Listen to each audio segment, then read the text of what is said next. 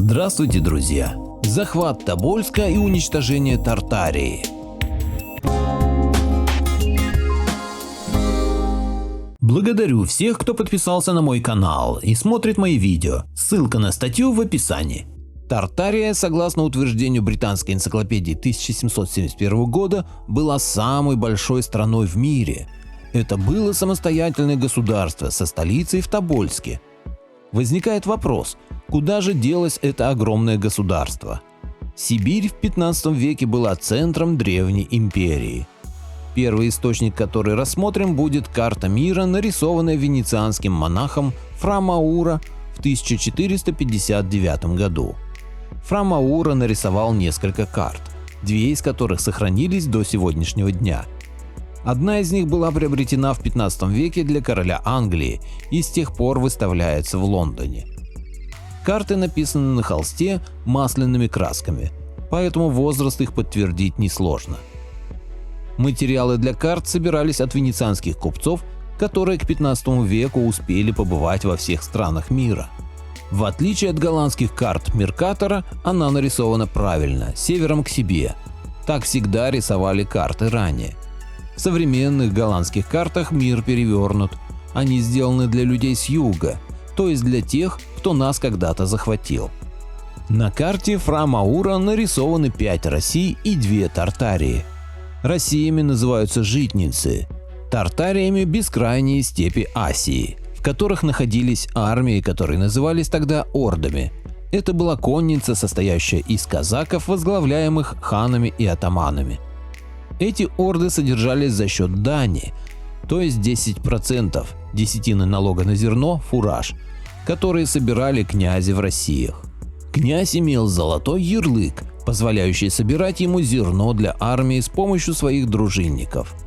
Ханом мог называть себя только потомок беловодского князя Хамнумама, который разбил аримов, китайцев, и оградил их стеной.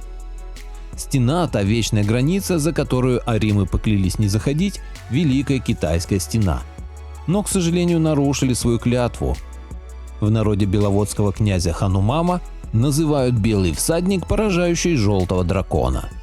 Христиане называют его Георгием Победоносцем, и еще его называют Асуром, наследником Асии. С этой великой победой велся наш старый календарь, начиная с 22 сентября 5508 года до нашей эры. На момент его отмены Петром I в нашем старом календаре шел 7208 год от сотворения мира в звездном храме, мира с аримами, который был заменен на 1700 год от Рождества Христова, чуждый нам календарь. На карте Фра Мауро главный город мира назван Империо, и располагался он в Сибири на реке Обь. Это может быть город Тара, древняя столица Великой Тартарии, или город Тобольск, Тоболеск. Здесь же нарисованы и другие города, покрывающие Сибирь, и их возраст никак не меньше 15 века. Также здесь нет слов «Русь» и «Золотая Орда». Эти слова придумали историки, которые по воле властителей, победивших Великую Тартарию, исказили нашу историю. В чертежной книге Сибири прорисованы планы всех крупных городов. Вот такой огромный материал скрывали от обычных историков историки-хранители архивов. И это нельзя отнести к случайности, так как речь идет о книге Петра I, которая хранилась в Эрмитаже. Второй, самый объемный картографический источник по Великой Тартарии – ученическая книжка Петра I по географии. Эта книга не была доступна романовским и советским историкам и географам, ее попросту скрывали от них. Она находилась в хранилищах Эрмитажа и была оттуда предоставлена публике только в 21 веке. Скрыли ее в период Екатерины II, когда уничтожали все документы, содержащие слово «Великая Тартария». Эта книга уцелела, так как ею пользовался лично Петр I, и архивариусы не решились ее уничтожить. Президент России Путин ВВ подарил эту книгу Русскому географическому обществу. В этой книге собран обширнейший географический материал по Сибири и Средней Азии на период 16-17 веков. Обзорная карта земель и царств. Здесь карта нарисована севером к себе, то есть это древняя карта, когда мы были независимы. На карте показаны все земли Сибири, из них 3 великих земли – Великая Тартария, Великая Московия, Великая Пермь. Здесь же южнее Великой Московии показана Золотая Орда. Это название относится к донским и крымским казакам. Романовские и советские историки показывали Золотую Орду в Средней Азии, хотя такого названия там никогда не было. Из более 600 древних карт Евразии, которые мне удалось посмотреть, только на этой карте Ремезова есть надпись «Золотая Орда». Великая Тартария с царствующим градом Тобольском, или как его называли Тобол, тоже не принадлежит Романовым, как и вся Сибирь, Китай и Индия. Но с Москвой их связывает больше, чем просто авторитет властей. Их связывает Великий Доход или Великий Шелковый Путь. Тобольск – главные ворота этого Великого Пути.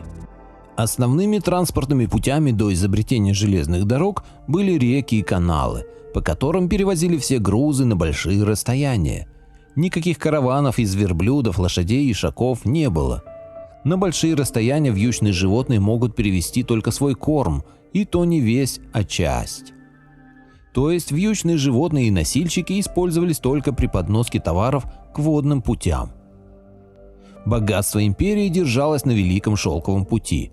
По этому пути Китай поставлял свои товары в Россию, Европу, Персию, Африку. Разорвать эти связи было невозможно, поэтому Тобольск в XVIII веке будет поддерживать тесную связь с Москвой.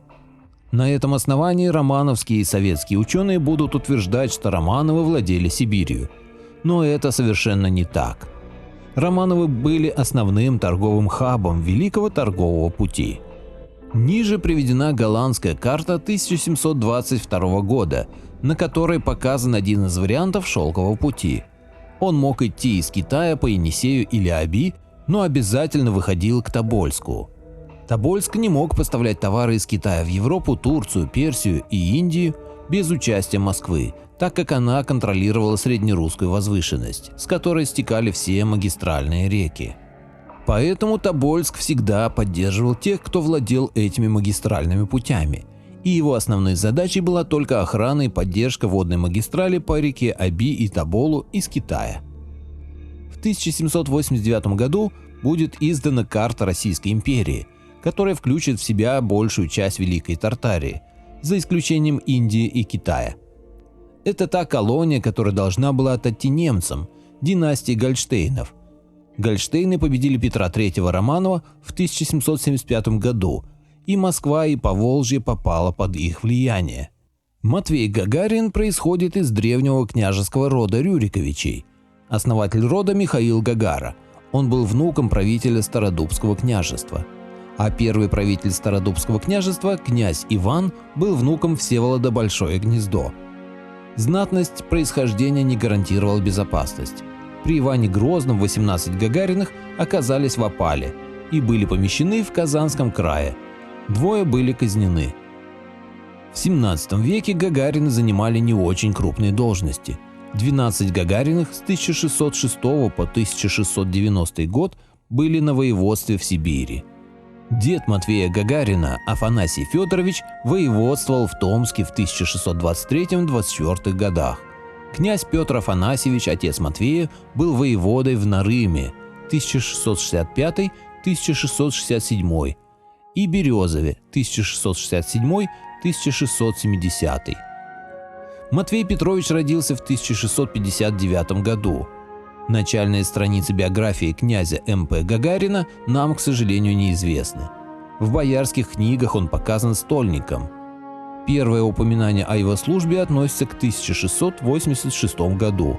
Службу он начал стольником. В 1691 году был послан в Иркутск товарищем, то есть заместителем воеводы к брату Ивану Петровичу. А с 1693 по 1695 уже самостоятельно был воеводой в Нерчинске, на китайской границе. А в Якутске воеводствовал его двоюродный брат Иван Михайлович.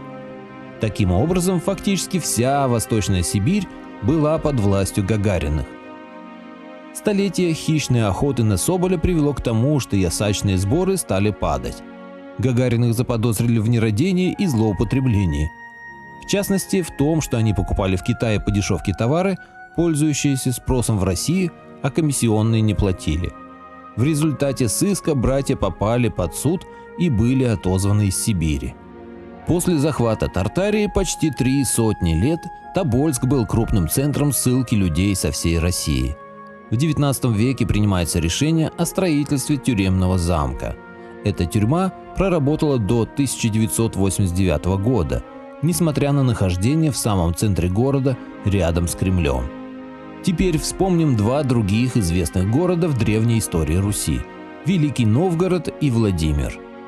Про Владимирский Централ даже песни сложены, а вот Костромская каторга менее известна, хотя, как и во Владимире, именно каторжный труд использовался на разборке древних белокаменных крепостей в этих городах.